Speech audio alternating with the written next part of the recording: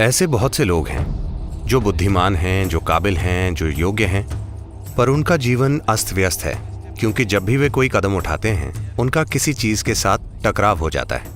किसी भी घूमने वाले भाग को गोल बनाया जाता है क्योंकि गोल चीज कम से कम टकराव के साथ घूमती है। सुदूर पूर्वी एशियाई संस्कृतियों में आत्मज्ञानियों को एंची कहते हैं, जिसका अर्थ है कि वे गोल हैं। वे जो भी चीज खाते हैं वो बस भस्म हो जाती है और उससे शरीर नहीं बनता बल्कि ऊर्जा का दूसरा आयाम बन जाता है।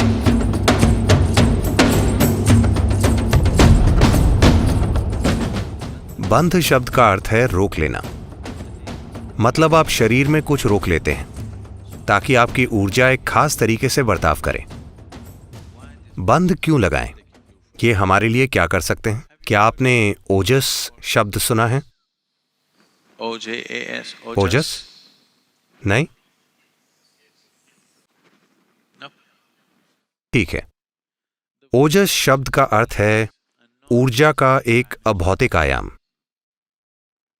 मतलब आप अपने चारों ओर एक निश्चित मात्रा में ऊर्जा का अभौतिक आयाम पैदा कर सकते हैं। अगर आपके चारों ओर ओजस है तो संसार से आपका गुजरना, The passage through life becomes well lubricated. जीवन से होकर गुजरना बहुत आसान हो जाता है। मतलब आप कम से कम टकराव के साथ गुजर जाते हैं। सुदूर पूर्वी एशियाई संस्कृतियों में आत्मज्ञानियों को एंची कहा जाता है। एंची शब्द का अर्थ है चक्र। आपकी कार में किस तरह के पहिए हैं? गोल पहिए हैं या चौकोर पहिए या त्रिकोण पहिए? आपके पहिए कैसे हैं? ओह, पर त्रिकोण पहिए निश्चित रूप से ज्यादा तरंग वाले होंगे, है ना? गोल पहिए क्यों? क्योंकि टकराव कम से कम होगा। ये कम से कम टकराव के साथ घूमते हैं। किसी भी घूमने वाले भाग को गोल बनाया जाता है क्योंकि गोल चीज कम से कम टकराव के साथ घूमती है। सुदूर पूर्वी एशियाई संस्कृतियों में आत्मज्ञानियों को एंची कहते हैं, जिसका अर्थ है कि वे गोल हैं। इसलिए नहीं कि उनका शरीर गोल है, क्योंकि वे कम से कम टकराव के साथ जीते हैं, बहुत चिकनाई के साथ। शायद आपके पास एक शानदार कार हो। आप इंजन ऑयल निकाल दीजिए, फिर चलाइए। आपको क्या लगता है कि आपकी कार कितना लंबा चलेगी? आपकी जैगुआर, वो कितना लंबा चलेगी अगर आप इंजन ऑयल निकाल दें? शायद 10 मिनट, 15 मिनट में काम तमाम हो जाएगा। तो चिकनाई बहुत जरूरी है। किसी भी चलने वाली चीज में चिकनाई बहुत जरूरी है। इसलिए अगर आप दुनिया में गुजरना चाहते हैं तो बिना अच्छी चिकनाई के आप देखेंगे कि आपके जीवन का हर कदम एक परेशानी बन जाएगा, क्योंकि चिकनाई नहीं है। ऐसे बहुत से लोग हैं, वे बुद्धिमान हैं, वे काबिल हैं, वे योग्य हैं, पर उनकी जिंदगी अस्त व्यस्त है क्योंकि जब भी वे कोई कदम उठाते हैं तो उनका किसी न किसी चीज के साथ टकराव हो जाता है। तो अगर आप अपने चारों ओर एक निश्चित मात्रा में ओजस विकसित कर लें तो आप इस अस्तित्व से कम टकराव के साथ होकर गुजरेंगे। आपका संघर्ष जितना कम होगा उतनी ही ज्यादा चीजें आप करना चाहेंगे, है ना? हाँ, आप स्वाभाविक रूप से बहुत सारी चीजें करने का साहस करेंगे अगर आप में टकराव की समस्या ना हो तो। पर अगर हर दिन आप बाहर जाकर किसी न किसी संघर्ष में पड़ जाते हैं तो कल आप कदम उठाने में संकोच करेंगे। हर समय यही हो रहा है ना?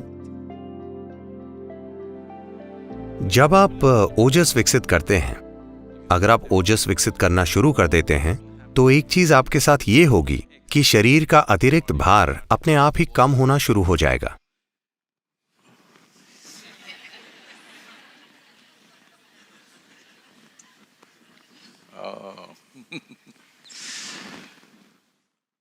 अगर आप योग केंद्र आएं तो आप देखेंगे कि कुछ लोग कुछ खास समय पर एक खास तरह की साधना में होंगे या खास तरह का भीतरी कार्य कर रहे होंगे।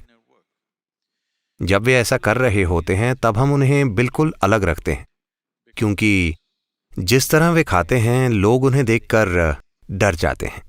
वे सामान्य व्यक्ति से 10 गुना ज्यादा खा जाते हैं, बहुत सारा भोजन, पर उनका वजन कम होता जाता है। हम उन्हें ज्यादा फैट वाली डाइट देते हैं, घी, दूध, मक्खन वगैरह। इसके बावजूद उनका वजन लगातार कम होता जाता है, सिर्फ इसलिए कि वे ऊर्जा के भौतिक आयाम को अभौतिक आयाम में बदल रहे हैं। Whatever they consume is just burnt and it doesn't become body, it becomes another dimension of energy. जो कुछ भी वे खाते हैं वो बस जल जाता है और वो शरीर नहीं बनता, वो ऊर्जा का दूसरा आयाम बन जाता है। योग में हम इसे धरती से चुराना कहते हैं, क्योंकि फिलहाल आपके पास जो कुछ भी है, आपके शरीर का भार वो चीज है जिसे आपने धरती से उधार लिया है। धरती माँ खुले दिल से उधार देती है, आप जितना चाहें उतना उधार ले सकते हैं, अगर आप उसे ढो सकते हो तो। पर जब वापस देने का समय आता है तो वो एक एक अणु इकट्ठा करेंगी। अगर आप कहें मैं यहां बहुत लंबे समय से रहा हूं, मुझे एक अणु यादगार के तौर पर रख लेने दें, तो सौदा नहीं होगा, वो हर अणु को वापस लेंगी। इसलिए इसे धरती से चुराना माना जाता है, क्योंकि अब आप ऊर्जा के भौतिक आयाम को अभौतिक आयाम में बदल रहे हैं। अब वो आपको नहीं रोक सकती, आप उसे अपने साथ लेकर जा सकते हैं।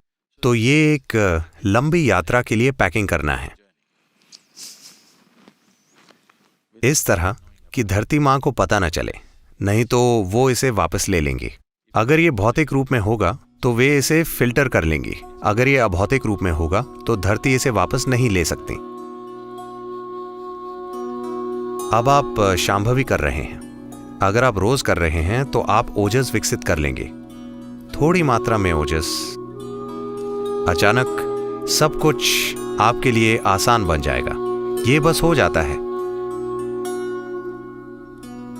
अगर आप में ओजस नहीं है, आप में बाकी सारी क्षमताएं हो सकती हैं, पर सिर्फ टकराव के डर के कारण आपके सामने रुकावट आएगी।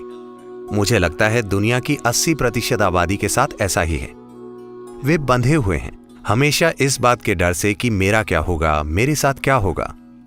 वे जहां भी जाएं, उनके साथ बुरे अनुभव होते हैं। अगर वे कदम उठाकर थोड़े उत्साह के साथ कुछ करने की कोशिश करते हैं तो कल सुबह थोड़ा टकराव होता है और वे पीछे हट जाते हैं। मुझे लगता है 80% आबादी ऐसी है। क्या होगा, इस बात के डर से वे आधे अधूरे कदम उठाते हैं, अपने जीवन में कभी पूरा कदम नहीं उठाते। तो ओजस या ओजस पैदा करना आप जीवन में जो कर रहे हैं उसमें सफलता पाने का बहुत महत्वपूर्ण भाग है।